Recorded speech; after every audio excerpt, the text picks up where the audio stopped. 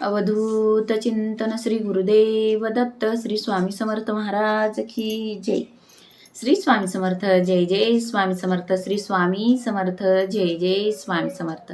स्वामी तू माझा आधार या आपल्या चॅनलमध्ये सर्वांचं खूप खूप मनापासून स्वागत करते। तर आज मी तुम्हाला 29 जुलै 2026 रोजी गुरुपौर्णिमा आहे। तर या दिवशी दत्तगुरु व श्री स्वामी समर्थ महाराज यांची पूजा कशी करावी, या दिवशी विशेष कोणत्या सेवा कराव्यात याचविषयी माहिती सांगणार आहे। तर बघा, गुरुपौर्णिमा हा दिवस आपल्या स्वामी भक्तांसाठी अत्यंत महत्त्वाचा दिवस आहे। या दिवशी आपल्या स्वामी भक्तांनी स्वामींची तसेच दत्तगुरूंची सेवा, पूजा, नामस्मरण, मंत्रजप तसेच पारायण या अशा विविध सेवा आपण या दिवशी नक्की करायला पाहिजे। बघा, स्वतः दत्तगुरूंनी 24 गुरु केले होते, म्हणून आपणही गुरुपौर्णिमेच्या दिवशी दत्तगुरूंसहित श्री स्वामी समर्थ महाराज हे आपले गुरु असून आपण गुरुपौर्णिमेच्या दिवशी त्यांचे पूजन करणे आवश्यक आहे। म्हणून गुरुपौर्णिमा या दिवशी दत्तगुरु व श्री स्वामी समर्थ महाराज यांची घरच्या घरी अगदी साध्या सोप्या पद्धतीने पूजा आपल्याला करायची आहे। तर या दिवशी स्वामी भक्तांनी दिवसभर उपवास धरावा। तुम्ही उपवासाचे पदार्थ खाऊ शकता आणि संध्याकाळी म्हणजेच रात्री तुम्हाला कांदा लसूण विरहित जेवण करायचे आहे। संध्याकाळी तुम्हाला उपवास सोडायचा आहे। तर श्री स्वामी समर्थ महाराज आणि तसेच दत्तगुरु यांची पूजा कशी करावी याच्याविषयी माहिती जाणून घेऊया। तर गुरुपौर्णिमेच्या दिवशी सकाळी लवकर उठून आंघोळ करून आपल्याला सर्वात आधी आपल्या उंबरठ्याची पूजा करायची आहे आणि त्यानंतर आपल्या देवघरासमोर बसण्यासाठी आसन घ्या आणि त्यानंतर आपल्याला रोजची देवपूजा करून घ्यायची आहे। त्यानंतर आपल्याला स्वामींची दत्तगुरूंची पूजा करायची आहे। जिथे आपण पूजा मांडणी करणार आहोत ती जागा सुरुवातीला स्वच्छ पुसून घ्या। त्यावर एक रांगोळीने स्वास्तिक काढा। त्या स्वास्तिकची पूजा करा। हळदी, कुंकू, अक्षता, फूल अर्पण करा आणि त्यानंतर त्यावर एक चौरंग किंवा पाट ठेवायचा आहे। त्या चौरंगाला किंवा पाटाला 5 आंब्याची डाळी बांधायची आहेत आणि त्यानंतर त्या चौरंगावर एक पिवळे कोरे वस्त्र अंथरायचे आहे आणि त्यानंतर सर्वात आधी दिवा लावायचा आहे। दिवा लावून त्या दिव्याची पूजा करायची आहे। हळदी, कुंकू, अक्षता, फूल अर्पण करा आणि दिव्याला नमस्कार करा। त्यानंतर आपल्याला गणपतीची पूजा करायची आहे। बघा, 2 विड्याची पानं घ्या, त्यावर एक नाणं ठेवा, त्यावर एक सुपारी ठेवा आणि त्यानंतर पूजा करा। चंदन लावा, अष्टगंध लावा, अक्षता अर्पण करा, फूल अर्पण करा। दुर्वा असतील तर 21 दुर्वा अर्पण करा। त्यानंतर तुमच्याकडे जास्वंदाचं फूल असेल लाल तर तुम्ही जास्वंदाचं फूल अर्पण करा आणि त्यानंतर गूळ आणि खोबऱ्याचा नैवेद्य गणपती बाप्पाला दाखवायचा आहे आणि गणपती बाप्पाला अगदी मनापासून नमस्कार करायचा आहे। गणपतीची पूजा केल्यानंतर स्वामींची पूजा करायची आहे। तुमच्याकडे स्वामींचा फोटो किंवा मूर्ती असेल किंवा दत्तगुरूंचा फोटो किंवा मूर्ती असेल तर फोटो असेल तर तो फोटो स्वच्छ कापडाने पुसून घ्या आणि त्यानंतर आपल्या त्या चौरंगावर किंवा पाटावर थोड्या अक्षता ठेवा आणि त्यावर तो फोटो ठेवायचा आहे। जर तुमच्याकडे मूर्ती असेल तर मग अभिषेक करायचा आहे। आता अभिषेक कसा करावा, तर एक तामण घ्या आणि त्या तामणामध्ये थोड्या अक्षता टाका। त्यावर स्वामींची किंवा दत्तगुरूंची मूर्ती ठेवा। मूर्तीला सुरुवातीला पाण्याने स्नान घालून घ्या आणि त्यानंतर दूध, दही, तूप, मध, साखर या 5 पदार्थांपासून पंचामृत बनते। तर आपल्याला या पंचामृताने श्री स्वामी समर्थ महाराज किंवा दत्तगुरूंची मूर्ती असेल तर यांचा अभिषेक करायचा आहे। स्वामींची मूर्ती असेल तर श्री स्वामी समर्थ आणि दत्तगुरूंची मूर्ती असेल तर श्री गुरुदेव दत्त या मंत्राचा जप करत आपल्याला अभिषेक करायचा आहे। 11 वेळा, 21 वेळा किंवा 51 वेळा किंवा 108 वेळा या मंत्राचा जप करत तुम्ही अभिषेक करू शकता। पंचामृताने अभिषेक झाल्यानंतर आपल्याला पुन्हा एकदा पाण्याने अभिषेक करायचा आहे।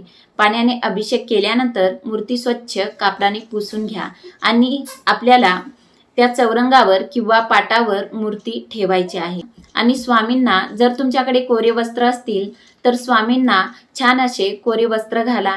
त्यानंतर स्वामींना हिना अत्तर लावा आणि स्वामींची किंवा तुमच्याकडे दत्तगुरूंची, स्वामींची आणि दत्तगुरूंची दोन्हीही मूर्त्या असतील तर तुम्हाला दोन्हीही मूर्त्या तेथे ठेवून तुम्हाला पूजा करायची आहे. तर तुम्हाला हिना अत्तर स्वामींना लावायचा आहे. त्यानंतर स्वामींना चंदन लावा, अष्टगंध लावा, अक्षता अर्पण करा, फुलहार अर्पण करा आणि त्यानंतर स्वामींना अगदी मनापासून नमस्कार करा. स्वामींची पूजा झाल्यानंतर तुम्हाला धूप अगरबत्ती लावायची आहे. तसेच तेथे 1 ग्लास भरून पाणी ठेवायचं आहे आणि त्यानंतर तुम्हाला काही या दिवशी विशेष सेवा करायच्या आहेत. तर सर्वात आधी आपल्याला श्री स्वामी स्तवन 1 वेळा पठण करायचं आहे आणि त्यानंतर श्री स्वामी समर्थ या मंत्राची 1 माळ जप तुम्हाला करायची आहे. म्हणजेच 108 वेळा तुम्हाला या मंत्राचा जप करायचा आहे आणि त्यानंतर तुम्ही तुमच्या इच्छेनुसार तुम्हाला या दिवशी सेवा करायच्या आहेत.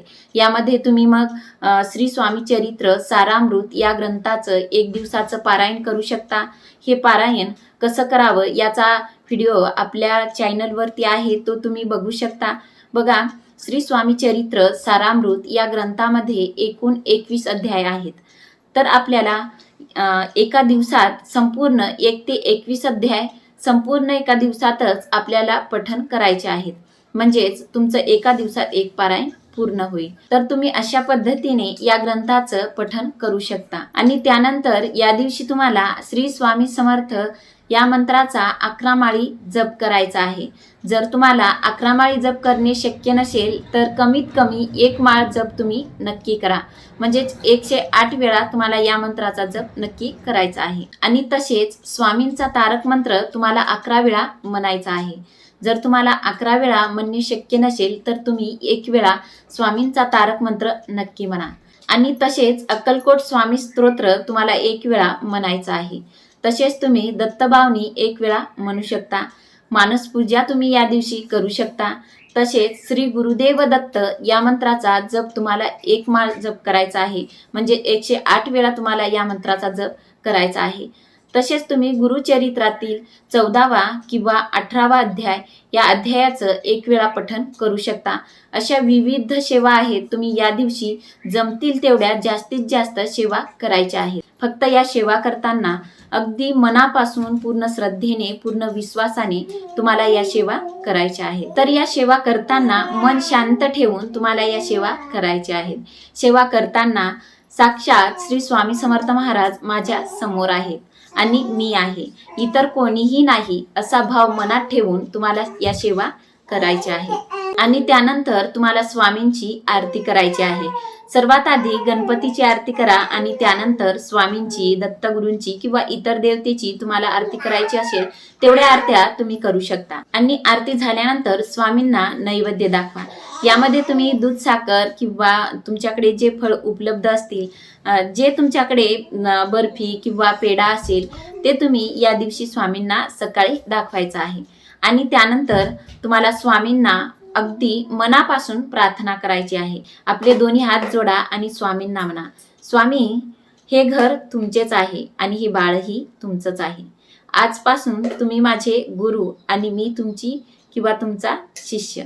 स्वामी, तुम्ही माझे गुरुपद घ्यावे आणि ही साधी भोळी पूजा सेवा तुम्ही स्वीकार करावी आणि माझ्याकडून किंवा माझ्या परिवाराकडून काही चूक भूल झाली असेल तर आम्हाला क्षमा करा आणि आमचं आरोग्य चांगलं राहू द्या, घरात सुख शांती राहू द्या, पैशात, धन दौलतीत बरकत राहू द्या आणि आमच्या सदैव सोबत राहा. सदैव तुमचा आशीर्वाद आमच्यावर राहू द्या आणि कोणतेही संकट आमच्यावर येऊ देऊ नका. सदैव आमच्या पाठीशी राहा आणि आमचं सर्वांचं आरोग्य चांगलं राहू द्या. आम्हाला चांगला आशीर्वाद द्या आणि कधीही या बाळाला तुमच्यापासून दूर करू नका. असं म्हणून स्वामींना मनापासून नमस्कार करा आणि त्यानंतर तुम्हाला स्वामींना त्रिवार मुजरा करायचा आहे. बघा, स्वामींना मुजरा करणे म्हणजे स्वामींना आपण पूर्णपणे शरण जाणे होय. म्हणून स्वामींना मुजरा करायला विसरू नका. तर गुरुपौर्णिमेच्या दिवशी आपल्याला दिवसभर स्वामींचे नामस्मरण करायचे आहे. श्री स्वामी समर्थ या मंत्राचं आपल्याला दिवसभरातून कोणतंही काम करताना, चालता फिरता, उठता बसता सतत या मंत्राचं आपल्याला नामस्मरण करायचं आहे. सतत हा मंत्र आपल्याला आपल्या मुखात ठेवायचा आहे. तसेच या दिवशी स्वामींना आवडणाऱ्या पदार्थांचा नैवेद्य नक्की दाखवा. यामध्ये तुम्ही स्वामींना बेसन लाडू, पुरणपोळी किंवा शेवयाची खीर अशा अनेक पदार्थ स्वामींना जे आवडतात त्या गोड पदार्थाचा नैवेद्य तुम्ही स्वामींना दाखवायचा आहे.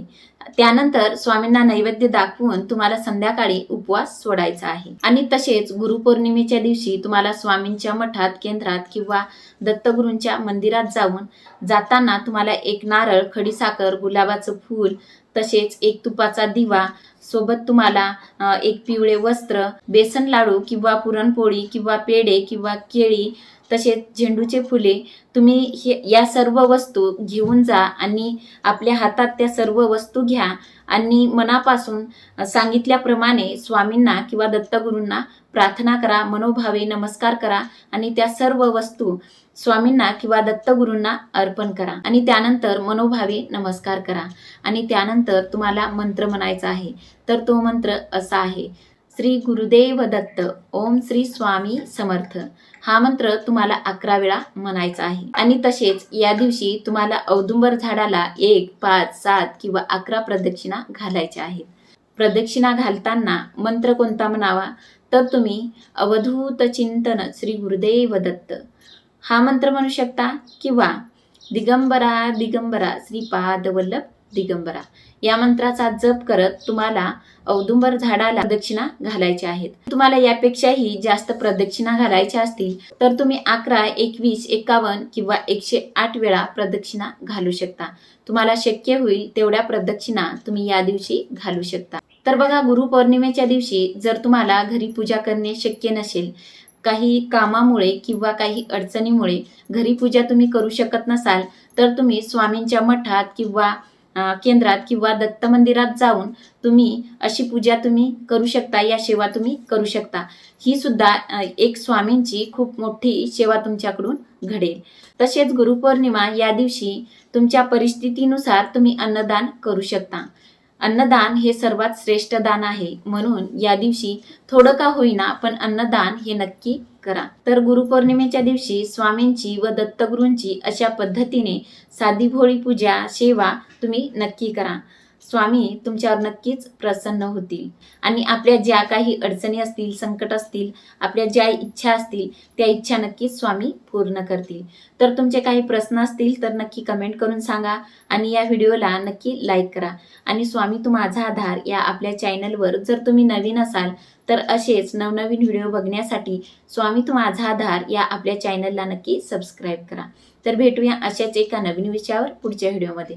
धन्यवाद. श्री स्वामी समर्थ. जय जय स्वामी समर्थ. श्री स्वामी समर्थ. जय जय स्वामी समर्थ.